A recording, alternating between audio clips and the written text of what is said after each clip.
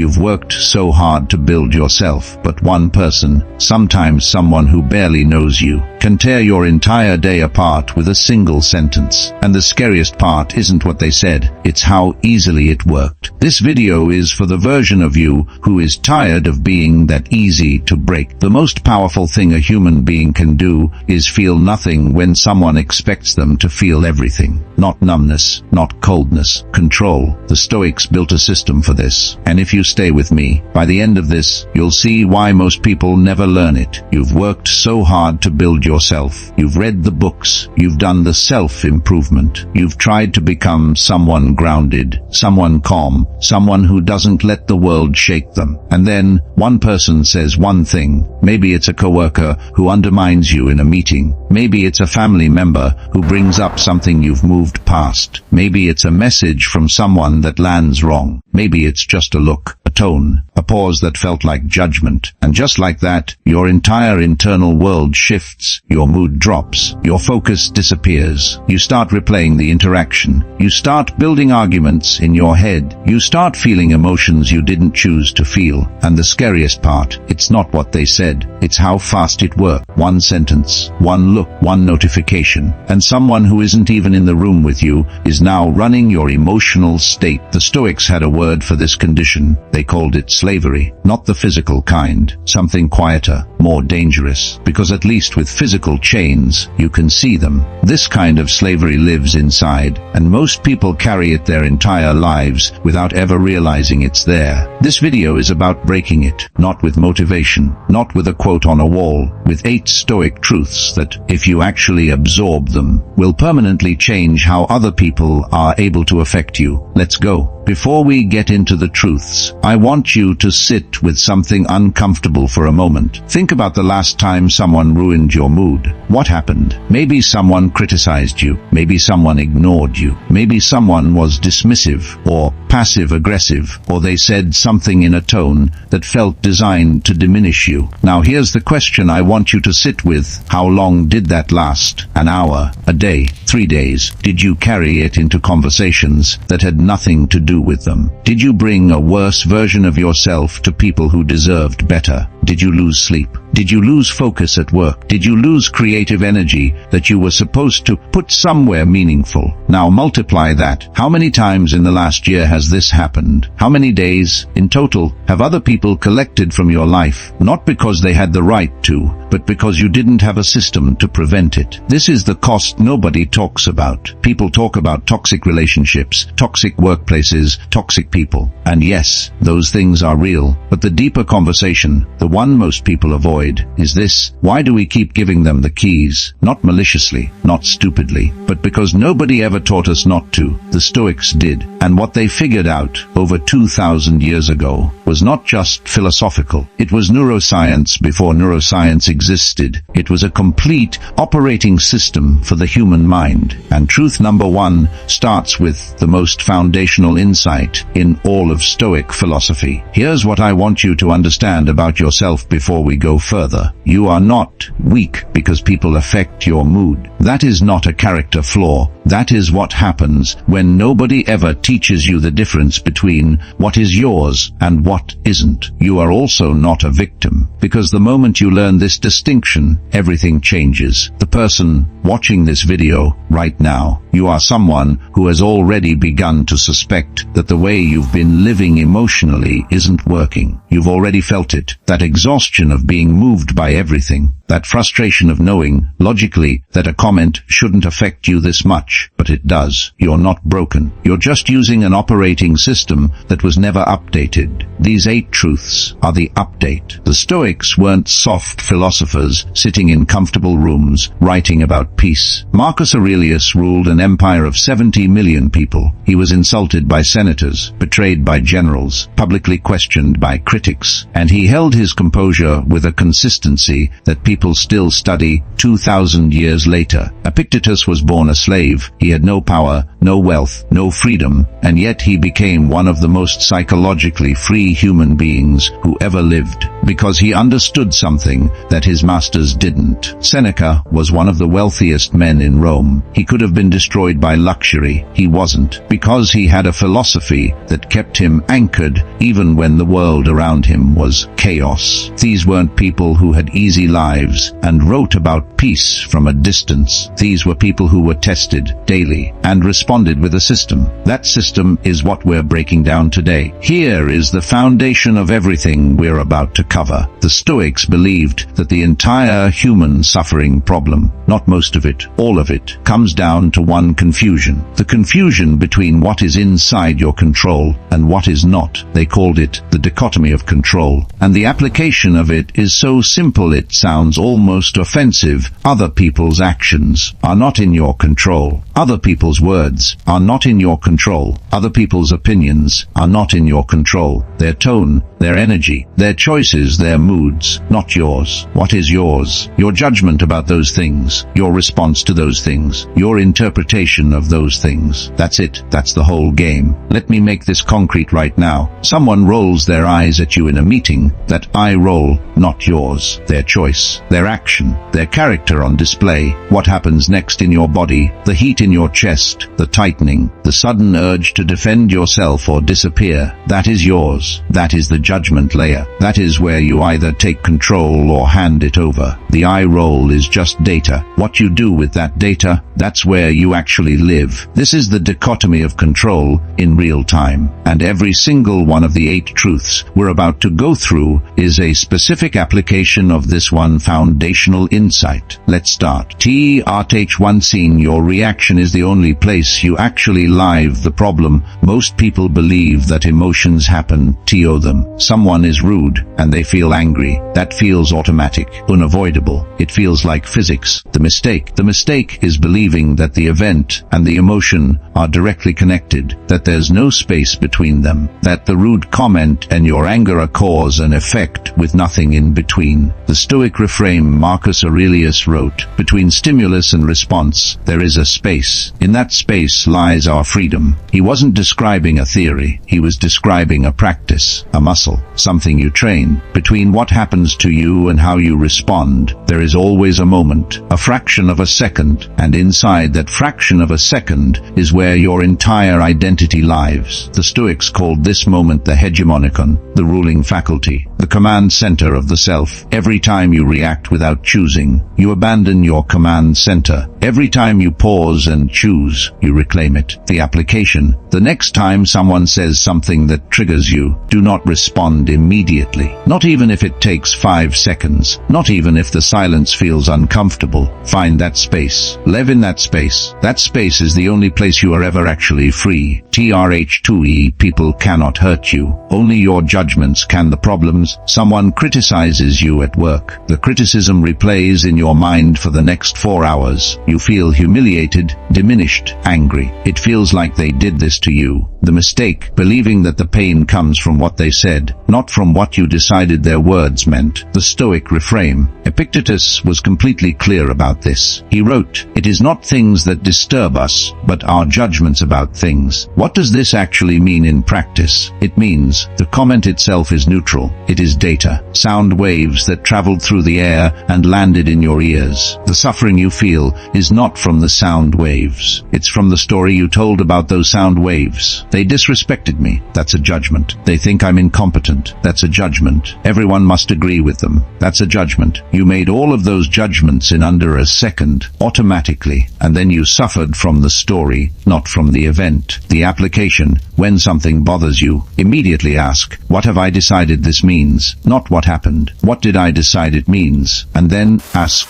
is that the only interpretation, or is that the interpretation that causes me the most pain? You get to choose your interpretation. The Stoics insisted on this, not naively, not by pretending reality is better than it is, but by refusing refusing to add suffering on top of difficulty. Truth expectations are the engine of suffering. The problem: you expect people to be fair. You expect people who love you to treat you with respect. You expect logic from the people around you. And when they violate those expectations, you break. The mistake: you are engineering your own emotional destruction by expecting human beings to be something they are consistently not. The Stoic reframe: Marcus Aurelius wrote something remarkable. He said, "Begin each day by telling yourself, I will meet people today who are rude, ungrateful, arrogant, dishonest, envious. They are this way because they do not know the difference between good and evil, but I know this difference, and so none of this can disturb me." Read that again. He's not being cynical. He's removing the element of surprise. Think about the friend who didn't text back. You sent a message, something real, something that mattered to you. Hours passed. Then a day, nothing, and your mind went to work. Are they upset with me? Did I say something? Do they not care anymore? You spent emotional energy, real energy, on a person who was probably just busy, or distracted, or going through something that had nothing to do with you. The suffering wasn't from the silence. It was from the expectation that the silence meant something specific, that people who care about you respond quickly. That silence equals distance. That distance equals rejection. Marcus Aurelius would call that an uninvited story. You wrote a story. You cast yourself in it. You felt the feelings of that story, and the other person was just the busy. That is expectations as the engine of suffering, running at full speed. On fuel you supplied yourself. When you expect people to occasionally be difficult, inconsistent, selfish, or irrational, and they are, you aren't blindsided, you're just confirmed. There's a huge difference between being blindsided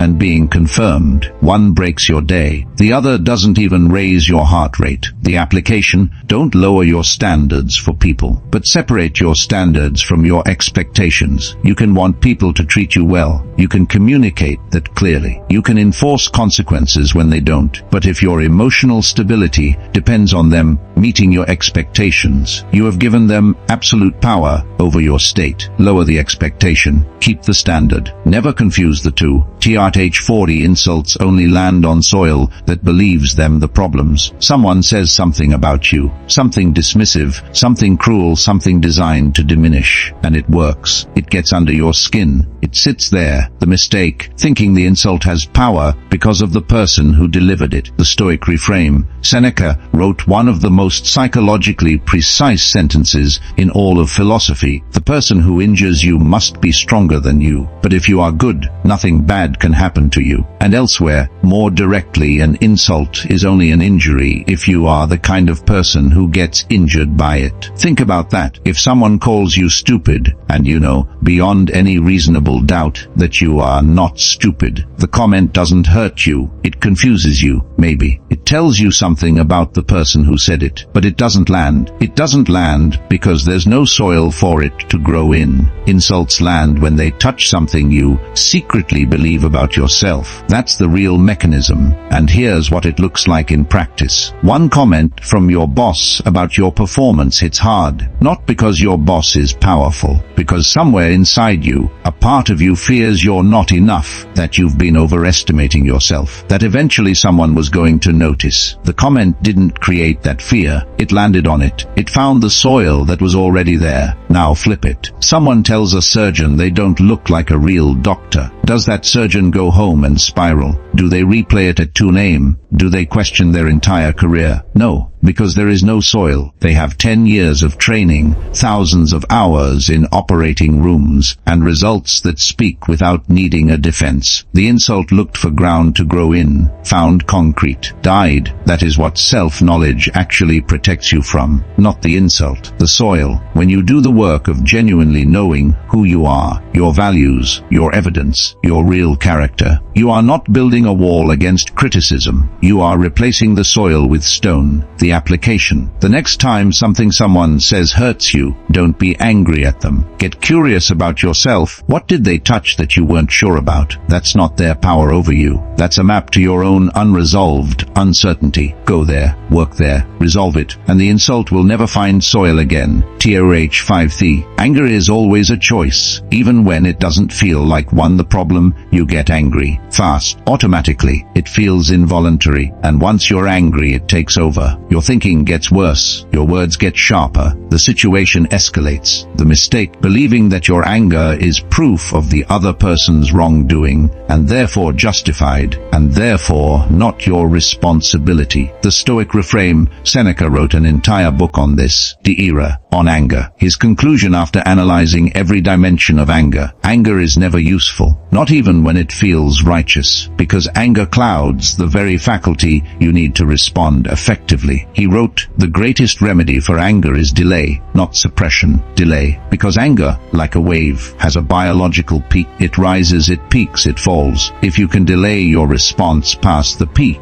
you get to respond with your full intelligence instead of your diminished, emotionally hijacked state. And here's the deepest insight: if your response after the anger has passed is exactly the same as it would have been during the anger, then the anger added nothing. It only subtracted. The application: before you respond to anything that makes you angry, implement a mandatory delay. 10 minutes, 30 minutes, an hour, whatever the situation allows. Not to stew, not to replay, but to let the wave fall, and then respond from the place of someone who has processed the emotion, not someone who is being run by it. Part 8. PUERCSEFTSKFTIH6C. The person who needs approval is always controlled by those who give it the problem. You care what people think. You tell yourself you don't, but you check, you monitor, you adjust your behavior based on the reactions of others. You soften what you say to manage how you're perceived. You measure your worth against other people's responses to you. The mistake: you have made other people's opinions a currency, and whoever controls the currency controls you. The Stoic reframe. Marcus Aurelius wrote, I have often wondered how it is that every man loves himself more than all the rest of men, but yet sets less value on his own opinion of himself than on the opinion of others. This is the paradox of approval seeking. You love yourself more than anyone else, yet you trust strangers' opinions of you more than your own. The Stoics called this moral cowardice, not because it's evil, but because it is you abandoning yourself to the judgment of people who will never know you as well as you know yourself. The application: every morning, before you enter the world, decide your verdict about yourself, not arrogantly, not defensively, but clearly. Who are you? What do you value? What do you stand for? Write it down if you have to. Make it concrete. And then enter the day with that verdict already delivered. When someone gives you their opinion, you can hear it, consider it, use it if it's accurate. But it doesn't replace the verdict you already gave. You are not a court waiting for a jury. You are the judge. TRUH 7E. The calm person in any room holds the real power. The problem: when conflict happens, you match the energy. Someone raises their voice, you raise yours. Someone becomes cold, you become cold. Someone gets emotional, you get emotional. And suddenly you're both drowning together. The mistake: thinking that matching energy is engagement. It's not, it's contagion. The Stoic reframe. There is a law in every room that most people never notice. The calmest person controls the dynamic, not the loudest, the calmest. Because when you are calm, you are thinking. When you are emotional, you are reacting. And a thinker always has more options than a reactor. Marcus Aurelius understood this instinctively. When people came to him in crisis, in accusation, in emotional appeal, he slowed down. He spoke carefully. He didn't match. He anchored. And in doing so, he became the gravitational center of every room he entered. The application: when someone brings chaos into your space, do not try to calm them down first. Calm yourself first. Let your nervous system slow. Let your voice drop. Let your words get fewer and more deliberate. The chaos will seek equilibrium. It always does, and it will find yours, not the other way around. TRH8. Freedom begins the moment you accept that you cannot control how the story ends for others. The problem, you try to fix people. You try to change people. You try to make people understand you, appreciate you, treat you differently, and when they don't change, you feel responsible. You try harder, you explain more, you get more frustrated. The mistake, you have made your peace conditional on other people's choices. The Stoic reframe, Epictetus, said this with devastating simplicity: make the best use of what is in your power, and take the rest as it happens. You cannot control whether someone understands you. You cannot control whether someone values you. You cannot control whether someone chooses growth. You can only control the quality and sincerity of what you bring. That is enough, not as a consolation prize, as a complete philosophy. When you fully accept that your job ends at what you give, and that what happens after is beyond your jurisdiction, a weight lifts that you may not have even known you were carrying. The application: before you enter any difficult interaction, ask yourself, what is my part? What can I actually control here? Do your part, do it well, and then release the outcome with the same energy you would release a breath. Not because you don't care, because you care enough to not destroy yourself over something that was never in your hands. Let's bring this together. 8 truths, but underneath all 8, the same root. The Stoics were not teaching you to feel less. They were teaching you to feel from a place of sovereignty rather than slavery. Sovereignty means your emotions originate in your choices, your judgments, your values. Slavery means your emotions are controlled by whoever showed up in your life today. Most people live in option 2. They don't know it. They call it sensitivity, passion, authenticity, and sometimes it is those things, but more often, it's just the absence of a system. The Stoics gave you the system. 8 entry points into the same fundamental practice. Own your reaction. Challenge your judgment. Release your expectations. Know yourself so well that insults find no soil. Delay anger until the wave passes. Stop seeking approval from people whose opinion is just data. Be the calmest person in the room. Release the outcomes you were never supposed to control. That's not detachment, that's mastery. There's a version of you that exists just past this. A version that still feels things deeply, because that's human, but feels them from a position of choice rather than compulsion. A version that can walk into a difficult room and not be destabilized by it. A version that can hear criticism, sit with it honestly, take what's accurate, and release what isn't, without either dismissing it defensively or collapsing under it. A version that other people cannot easily move. Not because you've become cold, because you've become rooted. Marcus Aurelius was human. He had bad days. He wrote about them in his journal, the journal we now call Meditations, not because he had it figured out, but because the practice of returning to the principles was the work. Every morning, return to the principles. Every time you're triggered, return to the principles. Every time someone tries to take your mood from you, return to the principles, not as a performance of strength, as a practice of freedom. The people who try to control your mood, they're not doing it with chains, they're doing it with your permission. Today, you understand what that permission is, and you can stop giving it, not dramatically, not with a speech, just quietly, internally, with the kind of decision that doesn't need an audience. This is what the Stoics were really teaching, not philosophy. Freedom, go live it.